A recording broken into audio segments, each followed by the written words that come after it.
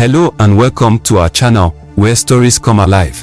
Today, we're diving into an incredible African folktale titled The Tale of the Lost Brothers, filled with courage, wisdom, and unforgettable adventures. Make sure to like, share, and subscribe so you never miss out on our thrilling tales. Let's jump right into today's story. In the heart of the lush and vibrant kingdom of Nkosi, where the rivers run deep and the mountains touch the skies, there lived a great chief named Madoda. He was known for his wisdom, his strength in battle, and his deep love for his people. But above all, he was known for his devotion to his family. For years, Chief Madoda and his wife, Nondi, longed for a child. The land's most revered elders and wise women were called upon, offerings were made to their ancestors, and prayers were sent to the heavens. And finally, one fateful night, under the light of a full moon that seemed to glow brighter than ever, their prayers were answered. Nondi gave birth to two beautiful twin boys, Keto and Juma. The people of Nkosi rejoiced, for twins were considered a double blessing, a sign from the gods that the family was favored. The boys grew up strong and healthy, each displaying the traits of their father and the grace of their mother. Keto was the older by just a few minutes, but he was the quieter, more thoughtful of the two. Juma, on the other hand, was full of energy. Always laughing, always leading the way. The brothers were inseparable, bound by a bond stronger than anything the world could throw at them. As the years passed, the brothers grew into fine young men, beloved by all in the kingdom. Keto, with his sharp mind and keen sense of justice, was the obvious heir to Chief Madoda's throne. Juma, with his bravery and natural leadership, was the warrior the kingdom could rely on. The people of Nkosi knew that with these two, their future was in safe hands. One evening, as the sun dipped below the horizon, casting a golden glow over the land, a mysterious old woman appeared at the gates of the chief's palace. She was unlike anyone they had ever seen. Her skin was as dark as the richest soil, her hair white as snow, and her eyes sparkled with a wisdom that seemed to see beyond the present. The guards, unsure of what to do, let her through, for they sensed there was something extraordinary about her. Chief Madoda, always open to those seeking his counsel, welcomed the old woman. She introduced herself as Nkosazana, a seer from a distant land. The air grew thick with anticipation as she sat in the chief's grand hall, her gaze piercing through the walls. As if seeing far beyond the kingdom, I have traveled far, drawn by the spirits that whisper of a great destiny for your sons, Nkosazana began, her voice as ancient as the earth itself. But I must warn you, Chief Madoda, the road ahead is fraught with danger. The spirits have shown me a vision of your sons, Keto and Juma, lost in a world of shadows, separated by forces beyond their control. But if they can find each other, if they can unite, they will bring forth a power that will save not just your kingdom, but all the lands that surround it. The hall fell silent. Nondi, who had been listening from the shadows, stepped forward, her heart heavy with fear. "What must we do?" she asked. Her voice trembling, Nkosazana looked at her with soft eyes. "Prepare them, for the journey will not be easy. But know this, they were born together for a reason. They are bound by a destiny that no force can break. Teach them courage, teach them wisdom, but most of all, teach them to trust in each other." With that, Nkosazana rose and left as quietly as she had arrived, leaving the chief and his wife in a state of deep contemplation. The prophecy weighed heavily on their hearts, but they knew what had to be done. Years passed, and the time came for the prophecy to unfold. Keto and Juma, now in their early 20s, were prepared as best as they could be.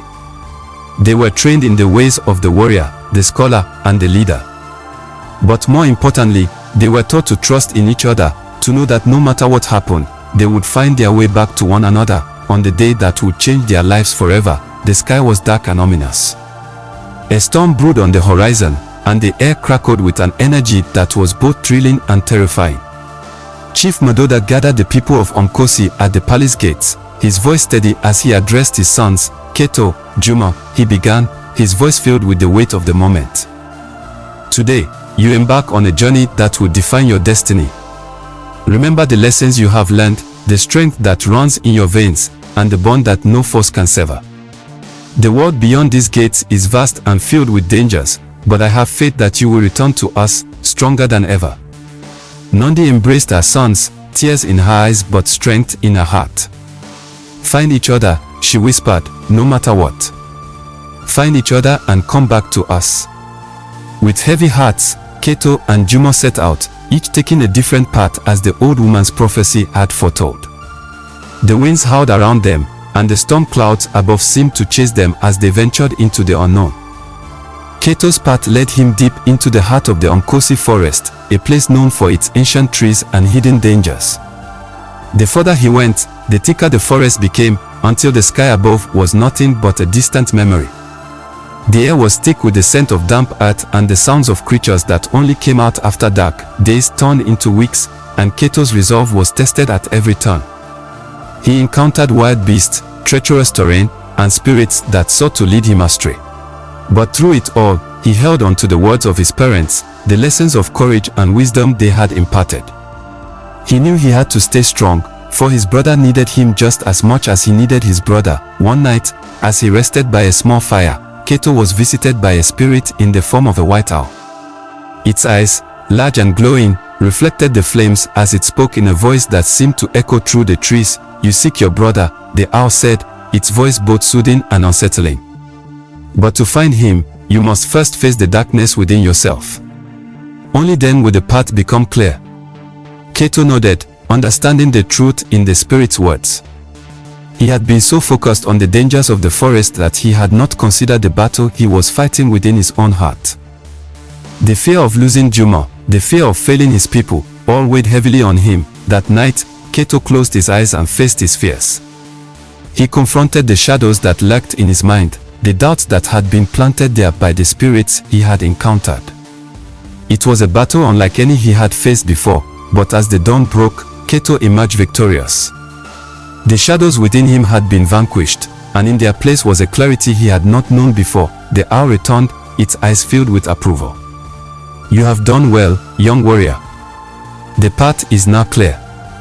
And with that, the owl flew off into the forest, leaving Keto with a renewed sense of purpose. He knew where he needed to go. The journey was far from over, but for the first time since leaving home, Keto felt truly prepared. Jumo's path took him to the mountains that loomed over the kingdom, their peaks often shrouded in mist and mystery. The climb was steep and treacherous, the air thin and cold. But Jumo was relentless, his determination fueled by the thought of finding his brother. As he ascended higher and higher, the mountains seemed to come alive. Rocks shifted underfoot, and the wind whispered warnings in his ear. But Jumo pressed on, knowing that the journey was as much about inner strength as it was about physical endurance. One evening, as the sun set behind the mountains, casting long shadows across the land, Jumo found himself at a crossroads.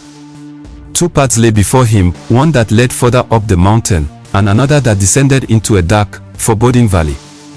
The wind howled through the peaks, carrying with it the sound of distant thunder. Jumo stood at the crossroads, torn between the safer mountain path and the mysterious valley that seemed to call to him.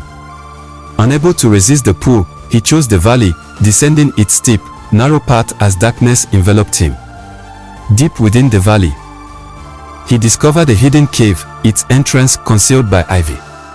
Undeterred by the musty air and enclosing walls, Jumo ventured inside, determined to find his brother. At the cave's heart, Jumo found an ancient altar covered in glowing symbols. As he approached, a deep voice filled the air, challenging him to prove his worth if he wished to find his brother. Without hesitation, Jumo accepted the challenge. The altar split open, revealing a passageway leading deeper into the earth. The passage led Jumo to a vast underground chamber lit by glowing crystals. 3 stone statues stood in the center, each holding a different object: a sword, a shield, and a staff. The statues came to life, warning Jumo that only one path would lead him to his brother. Remembering his father's teachings, Jumo chose the staff, understanding that wisdom would guide him better than brute strength. Finally, Jumo reached the end of the passageway, where a great door stood, glowing with an otherworldly light. The staff paused in his hand as he placed it against the door, unlocking it. Beyond the door was a vast chamber bathed in light, where Jumo found his brother, Keto. The brothers embraced, relieved and overjoyed at being reunited. When the light faded, the brothers stood on a hill overlooking their now peaceful kingdom. They descended to cheers from the people of Umkosi, and their proud parents, Chief Madoda and Nondi, welcomed them with open arms.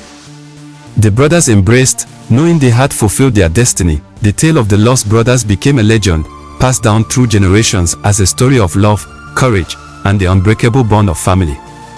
Thank you for joining us on this journey through the heart of African folklore with the tale of the lost brothers. If you enjoyed the story, don't forget to give it a thumbs up, share it with your friends, and subscribe for more captivating tales. We can't wait to share our next adventure with you. Until then, keep the magic of storytelling alive.